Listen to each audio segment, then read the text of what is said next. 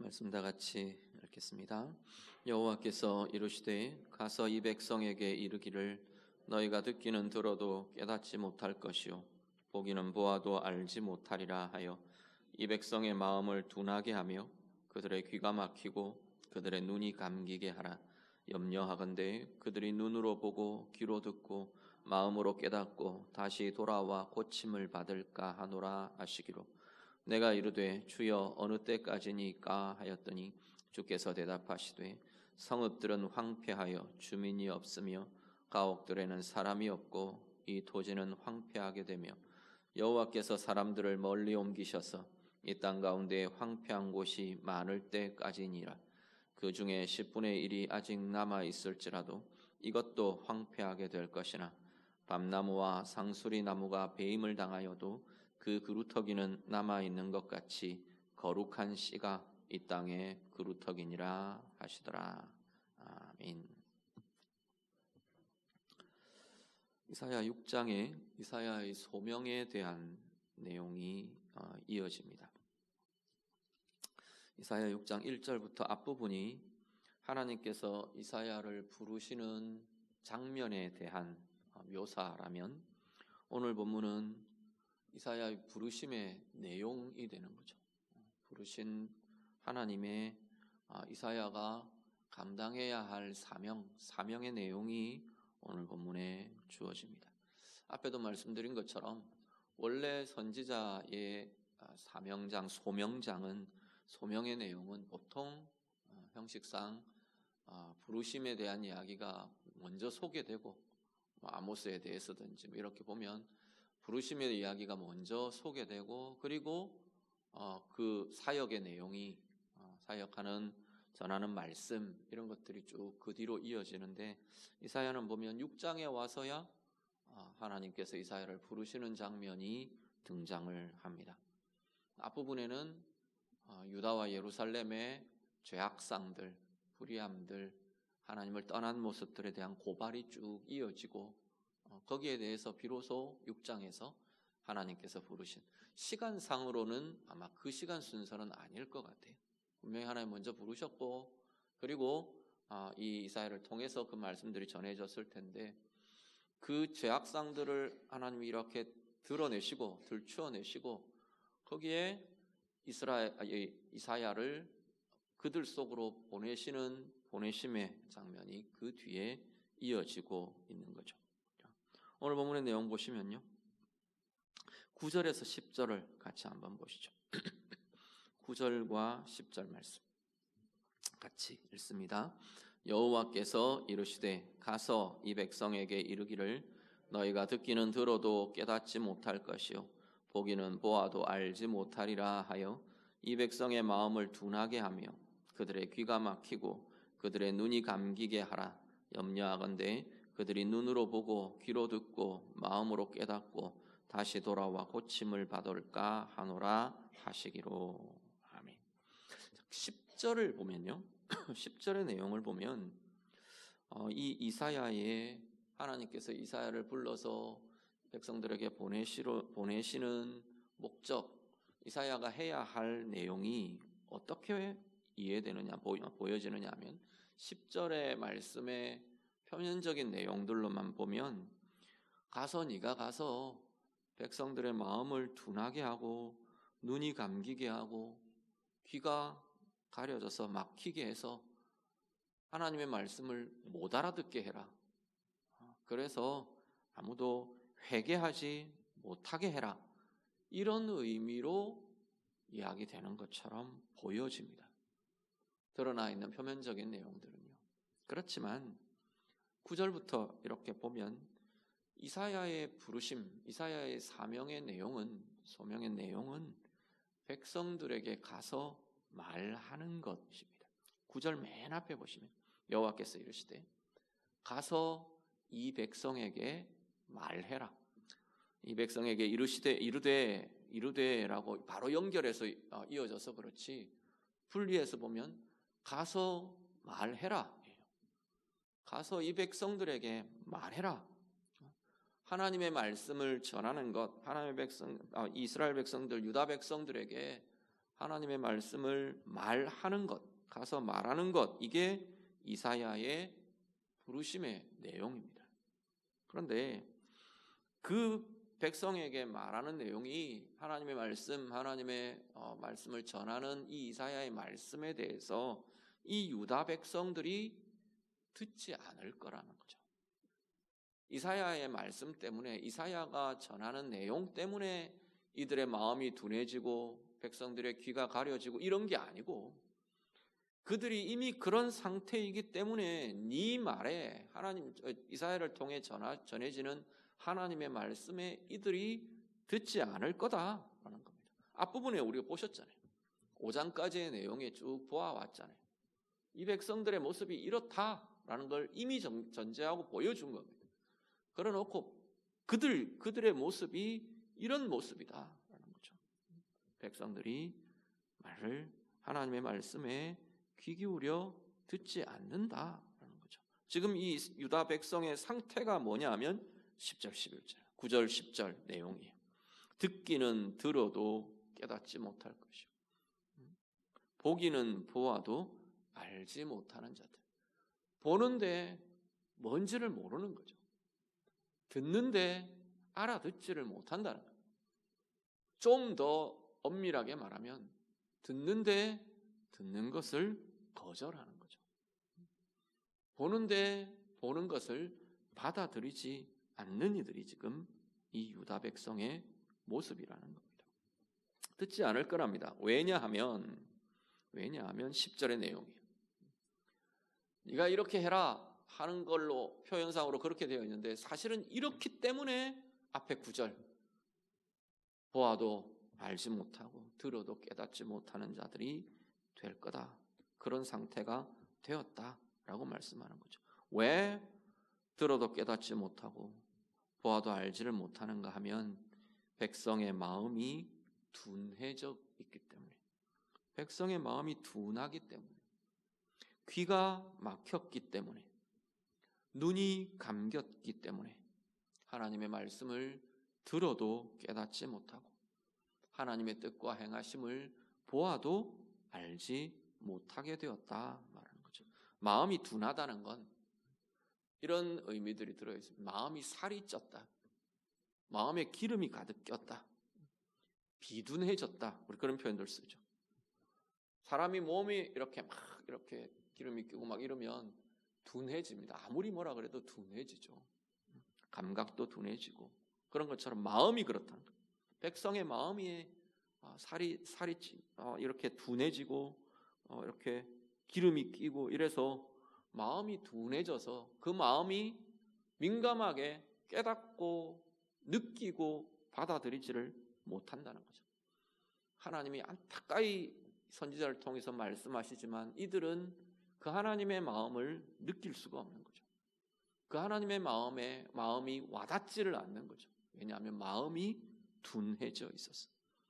마음이 둔해진 이유들이요, 뭐 여러 가지 이야기할 수 있겠지만, 앞에 우리 우시야 왕 시대라는 표현들, 그 때들을 이야기했죠. 우시야 왕이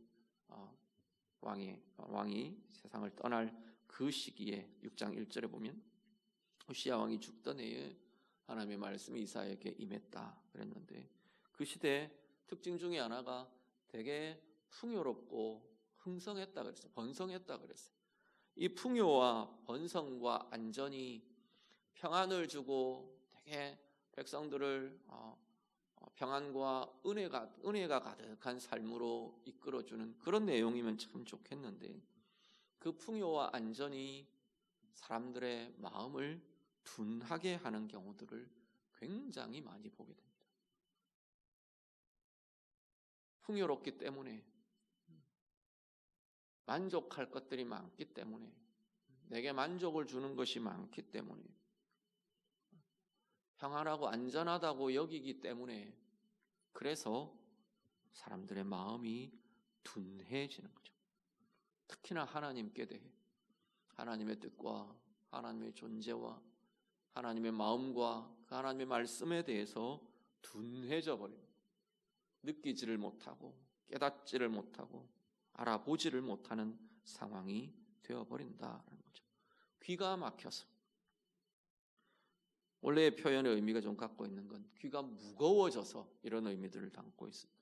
귀가 둔해지고 귀가 막히고 그래서 알아듣지를 못하는 거죠.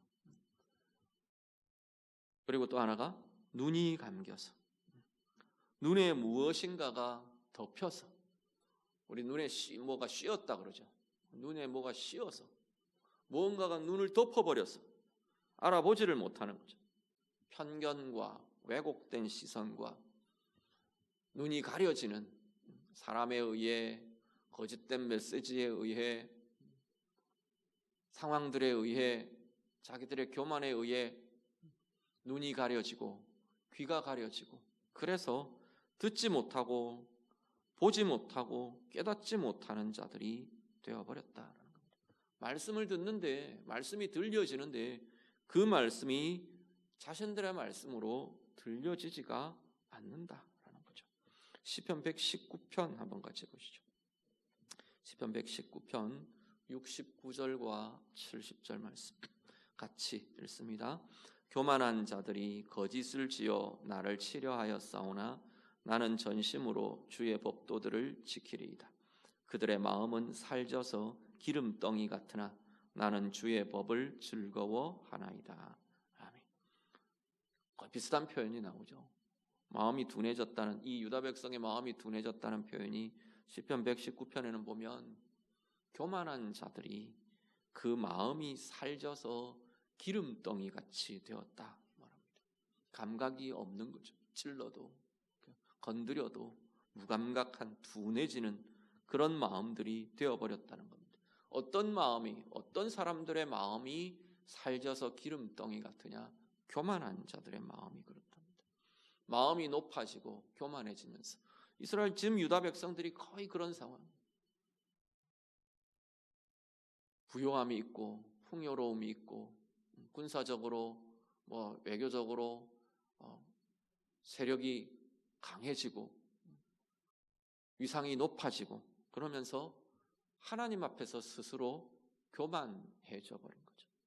그래서 마음이 살져서 기름덩이 같은 그 마음이 둔해져 버리는 무감각해져 버리는 그런 모습이 하나님 말씀에 대해서 무감각한 마음들이 되어버렸다 말씀을 합니다. 마태복음도 한 구절 더 보시죠. 마태복음 13장 14절 15절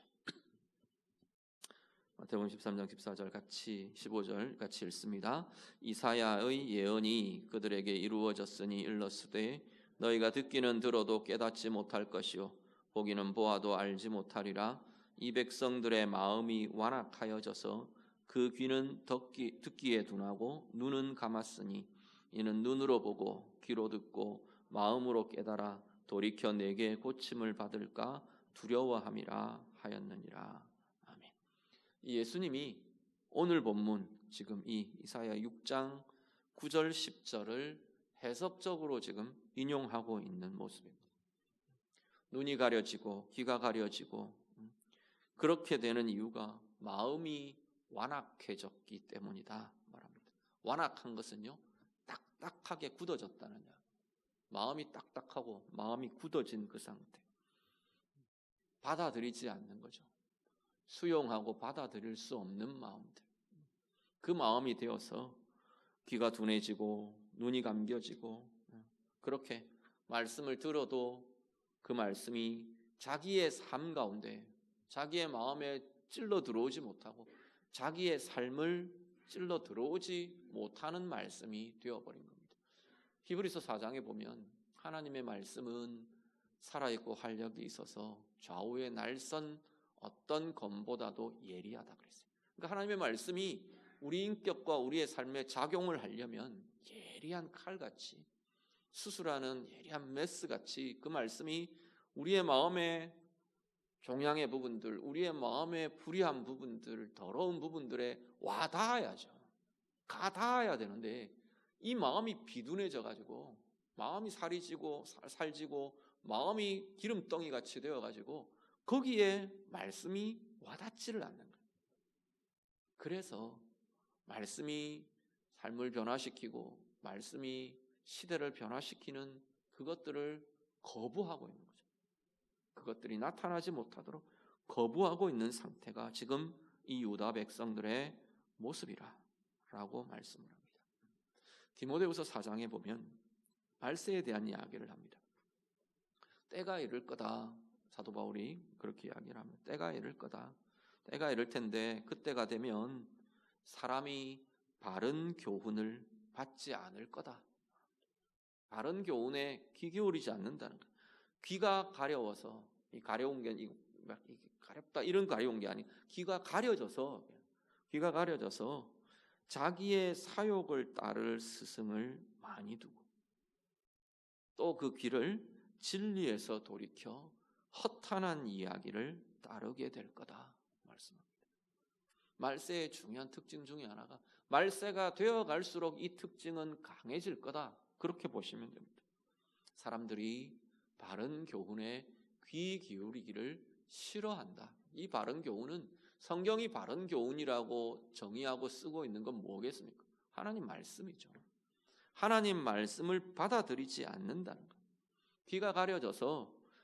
귀가 가려진 사람들의 특징이 뭐냐면 자기의 사욕을 쫓아가는 것.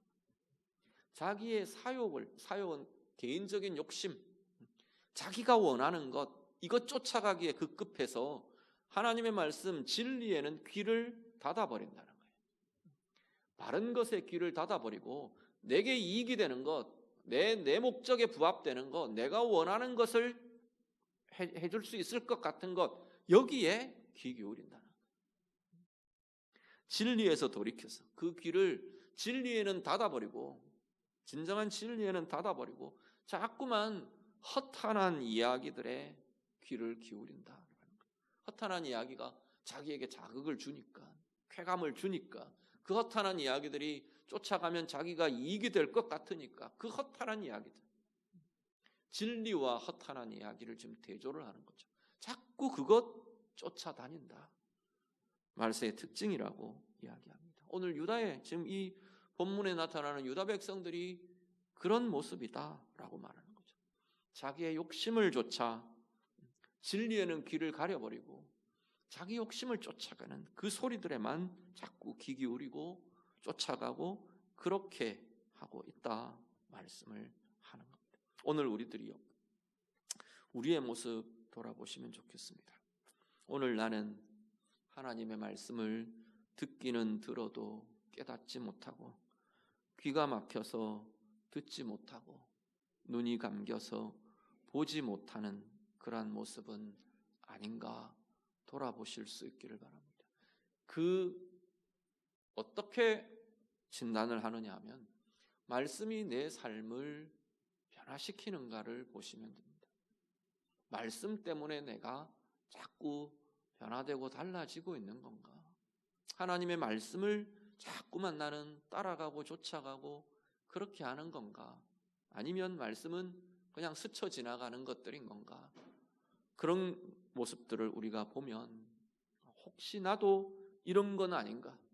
마음이 둔하여져서 듣기는 들어도 깨닫지 못하고 보기는 보아도 알지 못하는 그 모습이 혹시 나의 모습은 아닌가 돌아보시면 좋겠습니다. 그 이유들이요, 마음의 교만함이나 완악함 때문에 평안해서 문제 없어서 자꾸만 내 마음이 더 둔해지고 둔감해지지는 않는가? 이 시대가 별로 문제 없어서 크게 나를 두렵게 하거나 염려하게 하는 일들이 없어서 자꾸만 우리의 마음이 하나님의 말씀에 하나님께 대해 둔감해지지는 않는가 돌아보시면 좋겠습니다. 아니면 늘 말씀은 다른 사람들을 향한 말씀 같은지, 정말로 나를 향한 말씀으로 듣고 있는 건지, 내 마음에 굳어진 자리, 완악함의 자리 때문에 나를 향한 말씀으로 듣지 못하고 깨닫지 못하는 것은 아닌지, 나의 사욕을, 나의 욕심을 따르는 그 마음 때문에 자꾸만 말씀에는 귀가 가려지고 자꾸 이런 정보 저런 정보, 내 욕심과 내가 가지는 어떤 마음들을 자극하고 시원하게 해주는 그런 것들에만 자꾸 귀가 가고 마음이 기울여지는 것은 아닌가 돌아보실 수 있기를 바랍니다. 시대가, 상황들이 하나님 앞에서 하나님이 이야기하는, 말씀이 이야기하는 말세가 더 짙어질수록 오늘 우리의 영혼은 깨어 있어야 한다고 성경은 말씀합니다. 우리의 영이 깨어 있는 중요한 특징, 증거가 하나님의 말씀에 민감한 것입니다. 오늘 우리가 하나님의 말씀에 귀 기울이며 나를 향한 말씀으로 들으며 깨달으며 보며 듣는 삶이 될 수 있기를 간절히 바랍니다. 히브리서 말씀처럼 그 말씀이 정말 내 마음 깊은 곳들을, 내 인격의 깊은 곳들을, 내 삶의 다양한 영역들을 정말 찔러 쪼개며 말씀으로 새롭게 되어가고 말씀으로 정결하게 되어가고 말씀으로 환하게 밝혀지고 말씀으로 생명의 힘이 일어나고 공급되는 말씀에 반응하고 민감하게 반응하며 그 영향력을 누리며 살아가는 귀한 은혜의 인생 사는 우리 모두가 다 되시기를 우리 주님 이름으로 축복합니다. 11절에서 13절 본문, 오늘 이사야 6장 한 번 더 봅니다. 11절부터 13절 말씀 다 같이 읽겠습니다. 내가 이르되 주여 어느 때까지니까 하였더니 주께서 대답하시되 성읍들은 황폐하여 주민이 없으며 가옥들에는 사람이 없고 이 토지는 황폐하게 되며 여호와께서 사람들을 멀리 옮기셔서 이 땅 가운데 황폐한 곳이 많을 때까지니라. 그 중에 10분의 1이 아직 남아 있을지라도 이것도 황폐하게 될 것이나 밤나무와 상수리 나무가 배임을 당하여도 그 그루터기는 남아 있는 것 같이 거룩한 씨가 이 땅의 그루터기니라 하시더라. 아멘. 이렇게 하나님 말씀하시니까 이사야 선지자가 언제까지인데요? 하나님 앞에 그렇게 물어요. 언제까지요? 언제까지 이 백성들이 듣기는 들어도 깨닫지 못하고 보기는 보아도 알지 못하는 이런 모습으로 언제까지 이 백성들이 이러고 있겠습니까? 그러고 하나님께 묻는 거죠. 그래서 하나님 뭐라고 하시냐면 쭉 이야기를 하십니다. 성읍들이 다 황폐하게 될 때까지, 주민이 없고 없어지고 가옥들에 사는 사람이 없어질 때까지, 토지가 다 황폐하게 되어서 소산도 소출도 아무것도 얻을 수 없을 때까지, 전신에 온 땅 구석구석이 황폐하게 되어버린 그때, 황폐하다는 건 사람들이 관리를 못한다는 이야기예요. 경작할 수가 없다는 이야기예요. 그런 사람들이 다 사라져버렸다는 이야기예요. 황폐하게 될 그때까지다. 하나님께서 이 백성들을 멀리 옮기셔서 이 땅에는 전신에 다 황폐함으로 가득해질 그때까지 이들이 그렇게 있을 거다라고 말합니다. 심지어 한 10분의 1 정도가 남을 텐데 그들마저도 그들이 남아 있어도 그 황폐함이 그대로 이어질 거다라고 이야기합니다. 그러면서 마지막 13절 맨 끝에는 그렇지만 그루터기가 남게 될 거다라고 말씀하는 거죠.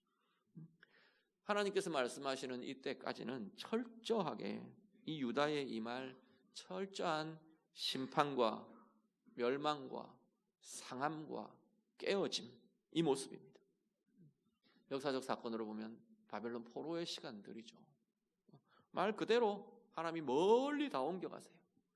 쓸만한 인간들은 다 옮겨가세요. 쓸만한 인간이란 표현이 좀 그렇지만 그 백성들 중에서 역할을 하고 하던 사람들은 거의 다 끌려가 버립니다.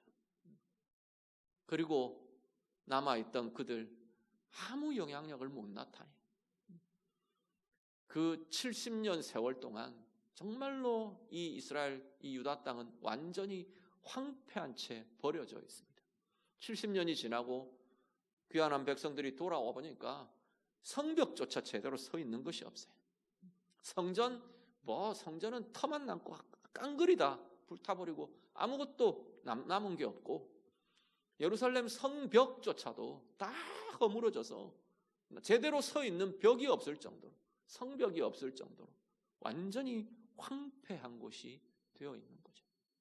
뭐 경작하고 소산을 거두고 뭐 개인적으로 조금씩 뭐 텃밭 이런 정도는 했었는지 모르지만 사람들이 살고는 있었으니까 이게 뭐 깡그리다 황폐한 상황으로 70년이라는 세월이 흘러가는 거죠.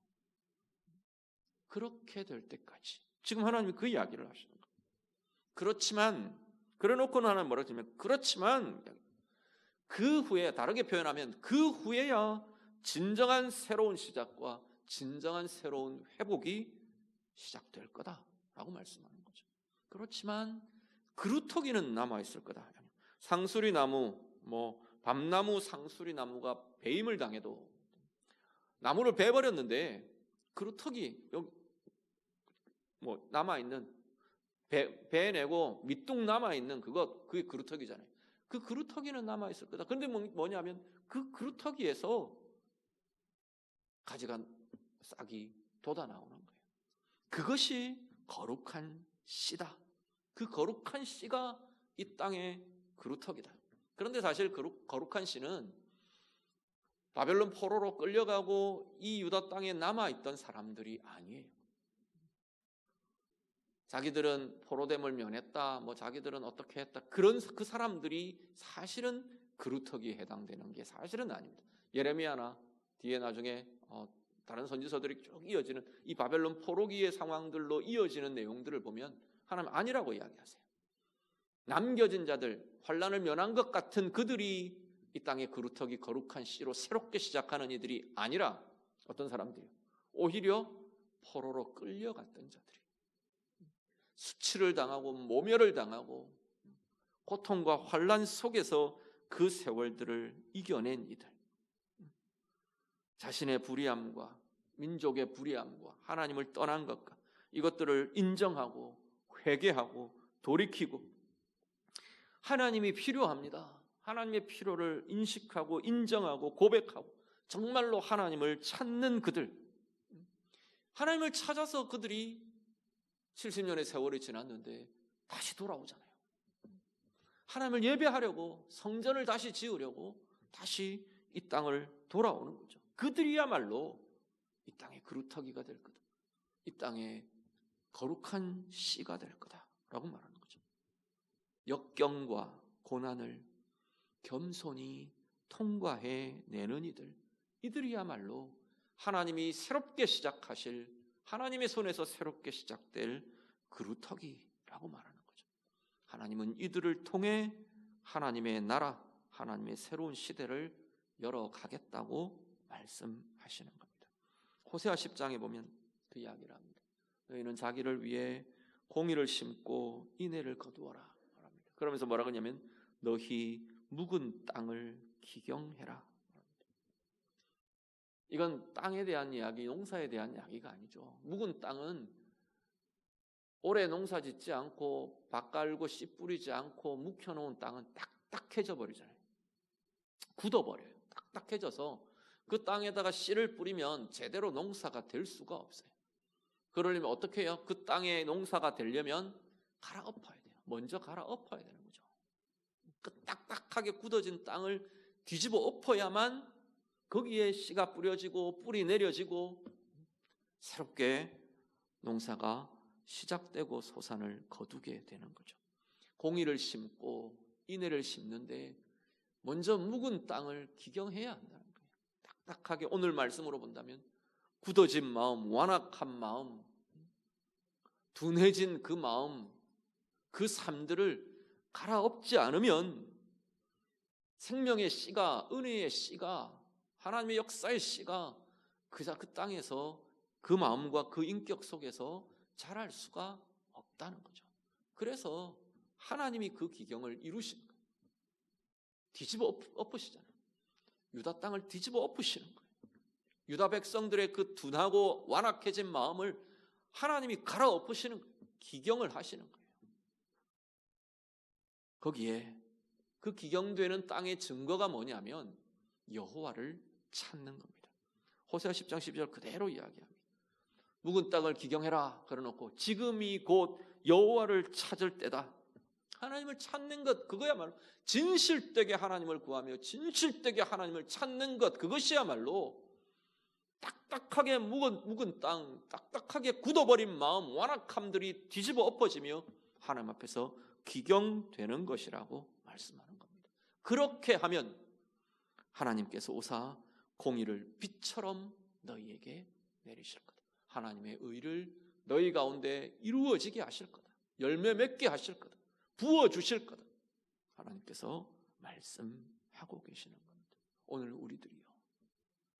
오늘 우리가 하나님 나라의 참된 그루터기들이 되시기를 간절히 바랍니다. 우리의 개인의 상황이든 이 시대의 상황이든 우리 앞에 놓여진 개인의 다양한 역경과 또 아니면 상황 속에서 겸손히 하나님을 바라며 하나님을 찾으며 그 시간들을 통과하고 그 시간들을 아무 일 없이 통과하는 게 아니라 그 시간들이 하나님 앞에서 우리의 묵은 땅 같은 마음들이 기경되는 시간일 수 있기를 간절히 바랍니다. 하나님을 간절히 바라며 찾으며 하나님 필요합니다. 하나님이 계셔야 합니다. 하나님이 도우셔야 합니다.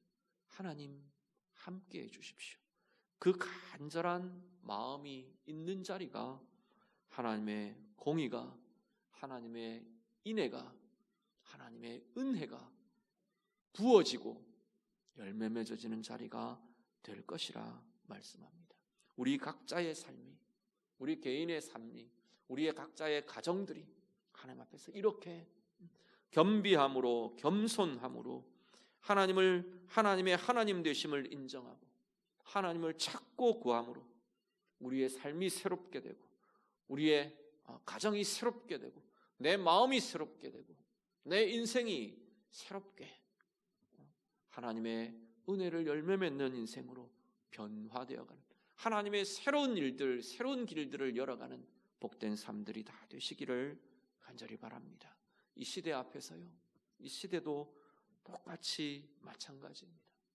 하나님이 묵은 땅 같은 이 나라, 이 땅, 이 민족을 기경하시기 전에, 갈아엎으시기 전에 우리의 마음과 우리의 영혼이 하나님 앞에서 기경되는 이 시대가 될 수 있기를 간절히 바랍니다. 어떻게 해요?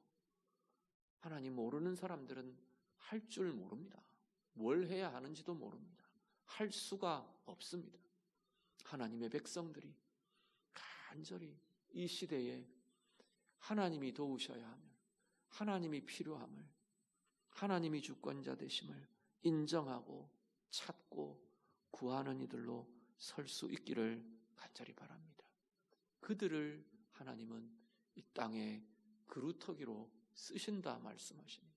오늘 우리가 바로 이 시대를 두고 겸손히 하나님의 하나님 되심을 우리가 인정하며 고백하며 겸손히 이 혼란의 시간, 이 어렵고 힘든 시간들을 정말 겸비하게 하나님 앞에서 겸손히 인정하며 묵묵히 통과해내며 하나님의 은혜를 구하고 하나님의 긍휼을 구하고 하나님을 찾고 구하는 자로 바로 이 시대의 하나님의 사람들, 오늘 우리들이 이 땅의 그루터기가 되고 하나님께서 다시 당신의 시대를 열어가실, 당신의 나라, 당신의 역사들을 다시 시작하실 거룩한 씨로 쓰임받는 우리 모든 주의 자녀들이 다 되시기를, 더 나아가서 이 땅의 교회들이 되기를 우리 주님 이름으로 축복합니다. 같이 기도하겠습니다.